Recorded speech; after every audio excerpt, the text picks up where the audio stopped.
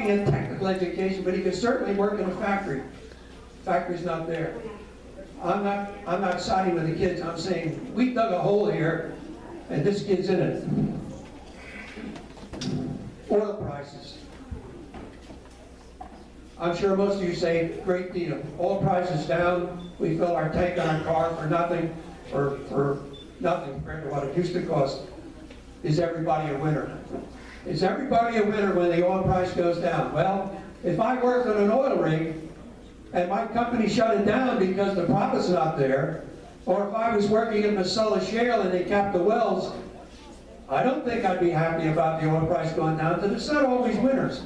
And on top of that, we have a governor that says, I'll solve this budget deficit problem. I'm going to charge 5% severance tax on the oil drillers. Well, if those oil drillers leave the state and the oil wells get capped, 5% of zero is still zero. So it's not all what you think it is. Mideast. All I want to say about the Mideast is, if you don't have a scorecard, you don't know whose side you're on. That's an absolute mess of it. It's been over there for 1,400 years. But there was a time the United States financed ISIS just to take care of these desperate dictators over there. Now, $150 billion to Iran, whose leadership profess that their goal is to kill Americans. And we're siding with them. This is nuts over there. That I'm not one who can judge international politics, but I'm not sure we have people in office who are doing it either. So where it's going, I don't know, but I don't want to say any more about that. And beyond that, the other issues, as you know, border security, illegal immigration, sanctuary cities, prisoner swaps, Syrian refugees salted with ISIS infiltrators. I mean, it just keeps getting better, folks. I don't know if we lost our control of government or what took place, but I'm telling you, we had two methods of keeping government under control by our founding fathers. One of them was the Supreme Courts, the courts in general, and the other was the Fourth Estate, or newspapers.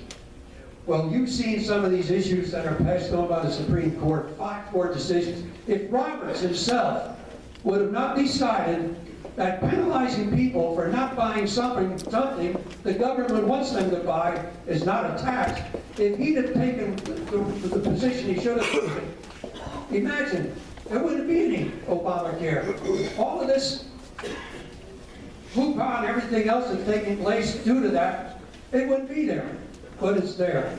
So,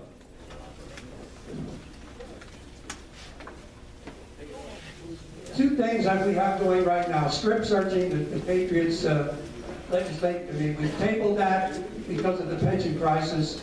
So Judy Pelka's running that one along with Tom Campion. And the other thing we've tabled is coming for, which Eldon is handling. And all of those, important as they are, we have to table them. We just don't have the time. We don't have the people. Anybody wants to help, we can use researchers. So from there we go right into the pensions, and I'll sum it up talking about the pensions. How many, if I said Article 2, Section 8, how many say, you don't have to say any more, we know what it is. Article 2, Section 8. No one.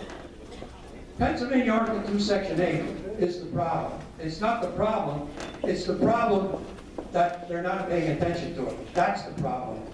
But, as it were, with the pension crisis as it is, the legislative committee is staying on top of this. And if I just sum it up with Article 2, Section 8, and I'll quote it, our state legislators are entitled to salary and mileage and no other compensation whatever.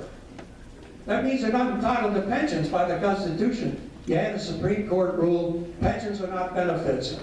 Well, benefits isn't in the Constitution either. That doesn't give them the right to say, if it's not there, they can have it. That would suggest they're allowed to buy a car in our expense, because it doesn't say they can't buy one or anything else. So this is a real fight, folks, for sovereignty of this state, if you will, that we are not getting the government we deserve. And I've said it before, it's us versus them, and them's winning. I don't care if it's property tax or pensions or whatever. $50 billion hole in the property tax, or in the pension crisis, And the bills now, the hybrid bills, the Tobash bill and the rest of them, they're doing nothing to solve the $50 billion problem. They'll solve it. You get your next property tax bill, it'll be in there, it'll get covered, but it'll get covered by you. Their defined benefit program won't change.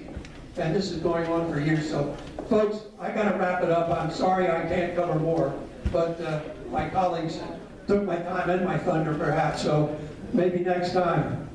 So, as it were, I'm going to leave it with that, and not go any further with the issues, but I just want to say that regarding the pension crisis, Ronald Demers being our steward of the pension crisis, and up till now, we've tracked 56 House members and 24 Senate members that have been put on pension since 2001. We got their age. We got their age when they retired. We know how long they're going to live based on actuarial estimates of 78 years.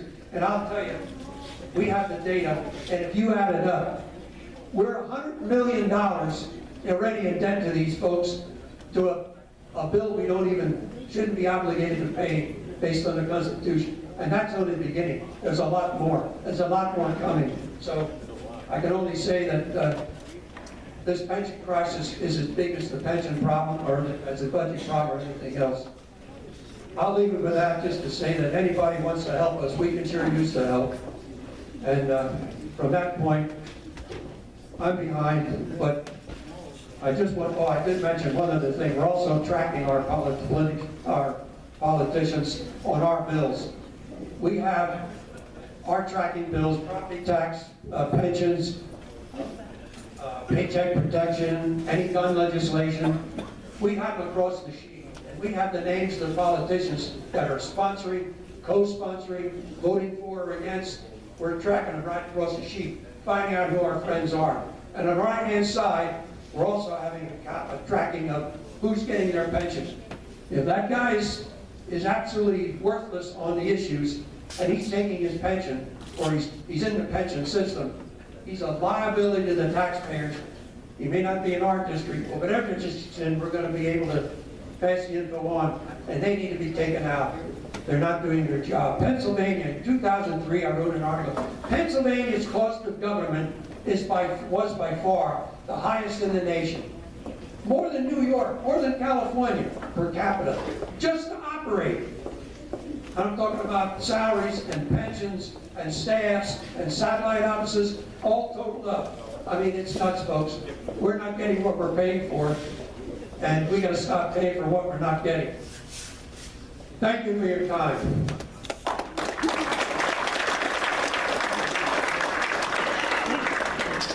Now, I would introduce our keynote speaker tonight, and I'm speaking of Scott Wagner. And Scott Wagner, he's really been our voice. Scott Wagner is one of the few up there that I can really call dedicated servants, perhaps even friends, that I would consider them friends, whether they would or not. But these folks up there like Scott Wagner and Mike Fulmer, and down here with Mark Gillen, and others, Bloom and McGinnis, this is the core of people that's going to carry our water, if it's going to get carried at all. And Scott Wagner, who was elected, by the way, in a write-in vote, unthinkable, a senator in write-in vote, 14,000 write-in signatures to put him in office. And he's the kind of guy that needs to be in there. He's not taking his pension. He don't take the perks. He's in there to do a job and clean house where it needs to be cleaned and attack the problems that need to be attacked. And with all those thoughts about Scott Wagner, all we need is 49 senators like Scott Wagner, so we got exactly what we want in the Senate.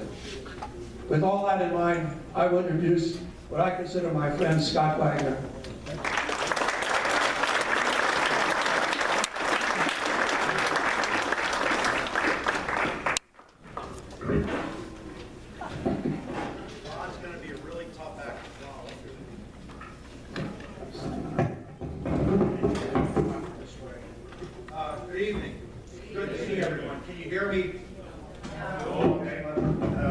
Is this better? Okay. Good evening, everyone. It's great to see everybody here. I guess there is a big snowstorm coming, but good news is the Commonwealth has saved a lot of money from snow removal in the last 60 days. So it'll be a little bit more money that will build up the bank accounts and we can spend it responsibly. I appreciate Rod the invite to be here tonight. And Rod sent me an email back, I guess about a week ago, and there were a couple things. There were really 6 items on the agenda that he said that everybody would like to hear about. And I guess, and some of these I'm gonna move quickly on, and I'll try to get maybe keep my remarks brief. But anyway, limiting the size and cost of government. Bottom line is, we have a spending problem in Harrisburg. We don't have a revenue problem. Government has become so bloated over the years. This didn't start 5 years ago, 10 years ago. I would say this probably a little closer. I would say that this problem started maybe in 1970. So this has been going on for probably 45 years.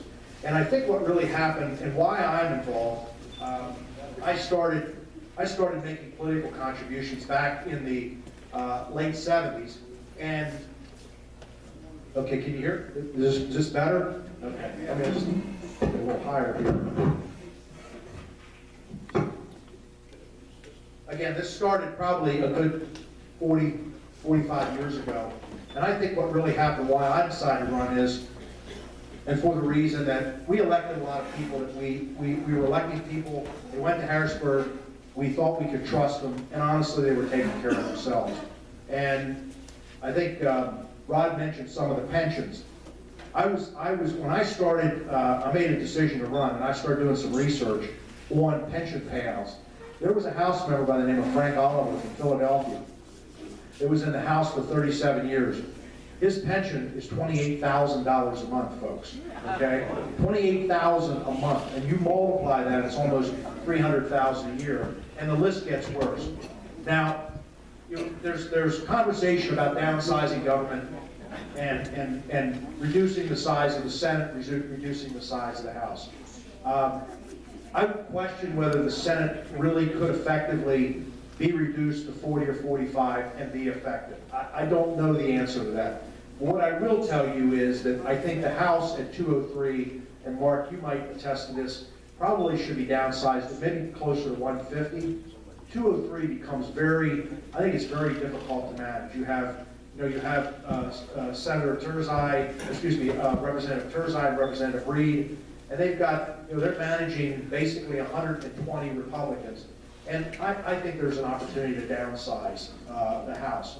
But what I see most of all is I see a lot of people that are hired in Harrisburg as staffers, and they come out of college or high school, and they work inside the Capitol, and that's the only world they know.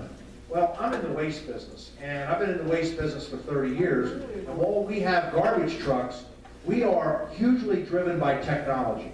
And laptops are almost outdated today. Today, the new device, the real thin Apple, they're called notebooks. There will be an opportunity to get some technology into Harrisburg and probably eliminate maybe 10 or 15% of the workforce in Harrisburg. But nobody in Harrisburg wants to address this. And that's why I'm there, because the beauty about what I'm doing in Harrisburg, and I'm going to say this more and more often, I'm in the waste business. I've been in the waste business for 30 years. I have a great career, and trust me, if I wasn't in Harrisburg, I have lots of stuff to do back at my company, and I'm involved in some other enterprises. I don't need the job, and I don't need the money. And I am there to challenge people. I've been involved, I've purchased dozens of companies over the years. I'm involved in a lot of real estate partnerships, and I ask questions. I learn to ask questions. Because there were times I didn't ask the right questions, or I didn't ask enough questions. And if you're in business and you do that and you have a bad deal, it costs you money. I learned that years ago. And I have a business deal right now. I have great partners, but the goal was to sell the company. And we didn't sell the company, and now I have a substantial amount of money invested in the company, and I missed a little detail about the return on my capital. So I should be getting a dividend on my capital, which I'm not getting. Just a small detail because I didn't ask probably an additional question. But in Harrisburg, if you've been following the last week or two, I've been making some statements. I know probably we have maybe somebody from the press here, but I'm challenging the governor. A lot of people, I ran into someone today who said, we don't, how are you making out on the budget? Hey folks, we have a budget. The budget we voted on December 31st, or excuse me, the 23rd, was sent to the governor on the 29th. He chose to accept portions of the budget and balloonize the rest of the budget. We sent the budget to the governor, and Governor Wolf wants to play hardball and play games. So let the games begin, Governor. I mean, in 2 weeks, he has to give his budget address for the next budget. And quite frankly, I don't know how you open up one can of worms when you already have another can of worms that you haven't figured out and solved that problem. But it's getting very contentious in Harrisburg, and I think more House members, especially in the House, I'm seeing House members are really getting outraged by sort of the jamming of the tax package and other things. And in the Senate, we're standing strong, and my leadership knows that I will not stand for any tax increases at all, with an exception. There are easily 150 or 200 areas, and I call them turning over rocks, that we should be going in and we should be examining the money that's going in there and how it's being spent. We haven't turned any rocks over in Harrisburg. This governor is not interested in turning over rocks. He's interested in taxing people more. And where I come from, that's baloney. Now, there are other words you can use, but that's baloney, and it's not cutting it in my world. So the Governor Wolf, needs to start turning over rocks. And let's move on to the next area. And I know there was a lot of discussion about Senate Bill 76. I voted for Senate Bill 76, and when Rod sent me his email, he said, property tax Senate Bill 76, you indicated in one of your info letters, while you voted for it, you weren't sold on some of the aspects. And it went on to say that the audience will be interested in my comments. Here are the problems with Senate Bill 76, but I voted for it because we had to get the ball out on the field. This hiding the ball in Harrisburg just isn't working, folks. So let's get the 76 ball out on the field and let's get it worked out. But here are the problems and issues that have to be worked through. I talked about the school district over here, the teachers that are making $100,000 a year. There are 500 school districts in the state of Pennsylvania, and every school district has an independent school board, okay? I believe, and I may be off a little bit, but I believe that probably a good 70 to 80% of the school boards in the state of Pennsylvania have members on the school board that are either married to teachers, or were a teacher, or have a kid who's a teacher, or a brother who's a teacher. And in my world, that stinks of conflict. Stinks. And I mean, stinks like and we have to do something about it. And we have to have, I believe, part of 76 or some type of legislation has to address disclosure and transparency and conflict. The other thing is that we have 500 school districts that are negotiating teacher contracts year after year, and again, they're volunteers. And if you have conflict on the board, and their son or daughter or somebody's a teacher, they're going to favor giving that person 2%, 3%, or whatever. I think the school district over here, the little bit I know about what I heard tonight, they're holding the line and saying, zero increase right now, I think it's warranted because the rate of inflation is less than 0.5%. And on top of it, teachers are doing, listen, I have respect for teachers, but teachers aren't doing too bad. $100,000 a year, health care benefits, working 180 days a year, and then building up a pension at 87% of a $100,000 a year salary. And a lot of teachers I know are coming in and they start at 25. And the ones, especially in the system right now, that are going to walk away with the big pensions, they started at 25 and they're retiring at 55. They've taught for 30 years. There's a good possibility that their life expectancy will be another 30 years. They will make more in 30 years from their teacher pension than what they made in the 30 years of teaching. And again, I could just go on and on and on about that. So we have to do something with either a statewide contract. There has to be some control. But trust me, the most powerful enemy out right now, in the state of Pennsylvania against taxpayers